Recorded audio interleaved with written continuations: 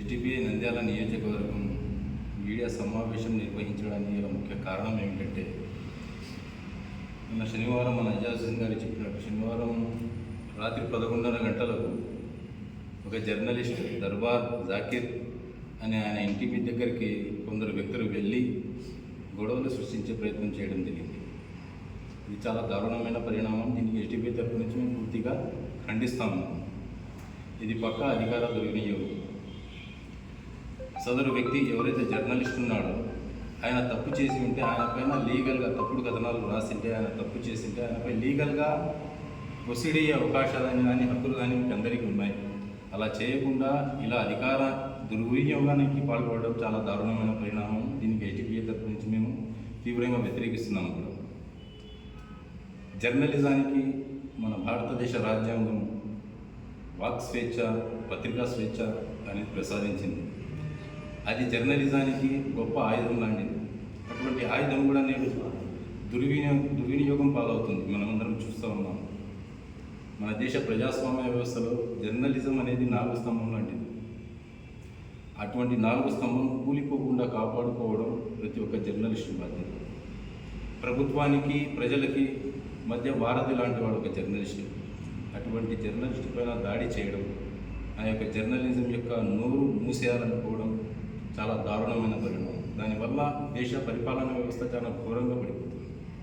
కాబట్టి మీ పార్టీ ఏ పార్టీ వాళ్ళైనా కానీ ఎవరైనా కానీ ఇటువంటి దాడులు చేయడం జర్నలిస్టుల పైన తీవ్రంగా ఖండించదగ్గ విషయం. ఒక వ్యక్తి కొన్ని రోజుల క్రితం మీ గురించి మీ పార్టీ గురించి వ్యతిరేకంగా మాట్లాడారని అతనిపైన రౌడీ షీట్ ఓపెన్ చేయడం జరిగింది. పిచ్చిక పైన బ్రహ్మాస్త్రం లాంటిది.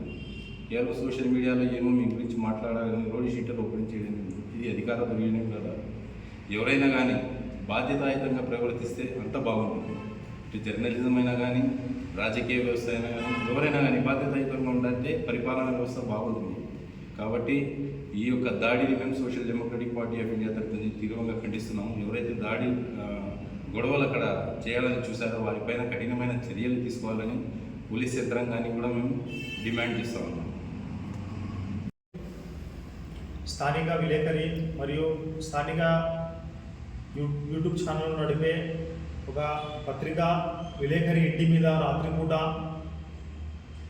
టీడీపీకి చెందిన కొంతమంది వ్యక్తులు ఆ ఇంటి మీద వారికి వ్యతిరేకంగా కథనాలు రాశారని ఆ ఇంటి మీద పడి రాత్రి కూడా దౌర్జన్యంగా దాడికి ప్రయత్నించడము మరియు ఆ ఇంట్లో ఉన్న మహిళలు భయభ్రాంతికి గురయ్యి తర్వాత వాళ్ళు పోలీసులకు ఫోన్ చేయడము, పోలీసులు అక్కడకు వచ్చేలోపే వీళ్ళందరూ పారిపోవడము మనందరికీ తెలిసిన విషయమే.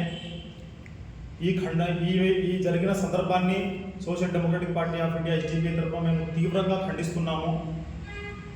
నంద్యాల ముఖ్యంగా మన ఆంధ్రప్రదేశ్లో కూటమి ప్రభుత్వం అధికారంలో ఉంది. కూటమి ప్రభుత్వం అధికారంలో వచ్చినప్పటి నుంచి వారికి వ్యతిరేకంగా జర్నలిస్టులు కానీ విలేకరులు కానీ కూటమి ప్రభుత్వానికి వ్యతిరేకంగా పోస్టులు పెట్టినా, వాళ్ళ నాయకులకు వ్యతిరేకంగా మాట్లాడినా, ఏదో తప్పు చేసినట్లు విధంగా వారి మీద దాడులు చేయడము, వారి మీద అన్యాయపు కేసులు బుక్ చేయడము మనము చాలా రోజుల నుంచి చూస్తున్నాము. ఇది తీవ్రంగా ఖండించవలసిన విషయం. ముఖ్యంగా మన మైనార్టీ శాఖ మరియు న్యాయశాఖ మంత్రివర్యులైన ఎండెండి ఫరూక్ గారి ఇలాకాలు ఇలా జరగడం చాలా బాధాకరం. ఇది ఆయనకు కూడా చాలా గర్హనీయమైన విషయం. ఎందుకంటే న్యాయశాఖ మంత్రి ఇలాకాలోనే ఈ విధంగా అర్ధరాత్రి పూట అన్యాయంగా వ్యవహరించడము న్యాయశాఖకి ఒక అపకీర్తి. ఆ వ్యక్తి ఏదైనా తప్పుడు కథనం వేసింటే లేదా తప్పుడు వార్తను ప్రచారం చేసింటే మీకు హక్కు ఉంది, మీరు లీగల్గా వెళ్ళండి. మీరు లీగల్గా వెళ్ళి అతని మీద యాక్షన్ తీసుకోవచ్చు మీకు తప్పు అనిపిస్తే. అంతేగాని ఈ విధంగా ఇంటి మీద పడి ఆడవాళ్ళు ఉంటారు, ఇంట్లో చిన్నపిల్లలు ఉంటారు, ఈ విధంగా దాడి చేయడం చాలా హేయమైన చర్య. ఎందుకంటే అధికారంలో ఉన్నప్పుడు విమర్శలు రావడం సహజం. ఏ పార్టీ అధికారంలో ఉన్నా, ఏ నాయకుడు అధికారంలో ఉన్నా వారి మీద విమర్శలు రావడం సహజం. మీరు కూడా అధికారంలో లేనప్పుడు, ప్రతిపక్షంలో ఉన్నప్పుడు మీరు కూడా ఎంతమంది మీద ఆరోపణలు చేయలేదు, మీరు కూడా ఎంతమంది మీద ఆ, ఈ విధంగా వార్తలు నడపలేదు? అప్పుడేమో మీకు గుర్తు రాలేదా? ఇప్పుడు మీరు ఈ విధంగా చేయడం చాలా దుర్మార్గమైన చర్య. దీన్ని ప్రతి ఒక్కరు ఖండించాలి. ఆ వ్యక్తి మీద మీరు ఏదన్నా ఉంటే మీరు పర్సనల్గా తీసుకొని కేసులు నమోదు చేసుకోవచ్చు, కానీ ఈ విధంగా దాడులు పడడం తప్పు. మరీ ముఖ్యంగా ఎన్ఎండి ఫరూక్ గారు, నాకు తెలిసినంత వరకు ఇది ఆయనకు తెలిసి జరిగి ఉండకపోవచ్చు. ఇది ఆయనకు తెలిసి జరిగి ఉండకపోవచ్చు, మీకు తెలియకుండానే జరిగి ఉండొచ్చు. కానీ మీకు బాధ్యత ఉంది. మీరు ఒక మంత్రి, మరి స్థానిక ఎమ్మెల్యే, మీకు బాధ్యత ఉంది. అతను తప్పు చేసినా సరే మీరు ఇప్పటికీ బయటికి వచ్చి మీ తరపున ఒక స్టేట్మెంట్ ఇవ్వాల్సింది. ఎవరైతే చేశారో విలేకరి మీద దాడి, ఇది తప్పు అని మీరు స్టేట్మెంట్ ఇవ్వాల్సింది. 2 రోజులు గడుస్తున్నా ఇంతవరకు మీరు బయటికి రాకుండా ఎటువంటి స్టేట్మెంట్ ఇవ్వకుండా ఉంటే ఏమంటే దానికి అర్థం అంటే మీరు కూడా దానికి సమర్థించినట్టే. ఇప్పటికైనా మీరు బయటికి వచ్చి ఆ దాడి ఎవరు చేసినా, అది టీడీపీ కార్యకర్త అయినా ఏ కార్యకర్త అయినా కూడా తప్పే. ఆ దాడి చేసిన వారిని మేము చట్టం ముందు ఉంచుతాము, వారి మీద కేసులు బుక్ చేస్తామనే హామీ ఎన్ఎండి ఫరూక్ గారు వెంటనే మీడియా సమావేశంలో పెట్టి ఇవ్వాలి. ఇది ఎవరు చేసినా కూడా ఈ దాడి గర్హనీయము. దీన్ని ప్రతి ఒక్కరు ఖండించాల్సిందే.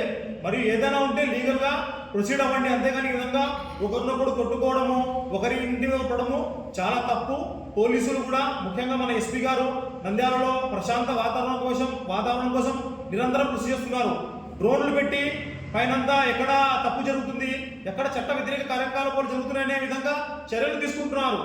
ఇప్పుడు ఎస్పీ గారికి కూడా మీ బాధ్యతగా ఇటువంటిది మరొకసారి పునరుద్ధరణ కాకుండా ఉండాలంటే మీరు ఖచ్చితంగా ఎస్పీ గారు ఎవరైతే ఆ విలేకరి ఇంటి మీద దాడి చేశారో వారి మీద కేసులు బుక్ చేసి, చట్టము అందరికీ సమానమే, చట్టము ప్రతిపక్షమైన మరియు అధికార పక్షమైన సమానం అనే విధంగా పోలీసులు దీనిలో చొరవ చూపాలని social democratic party of India SDP తరఫున మేము కోరుకుంటున్నాము.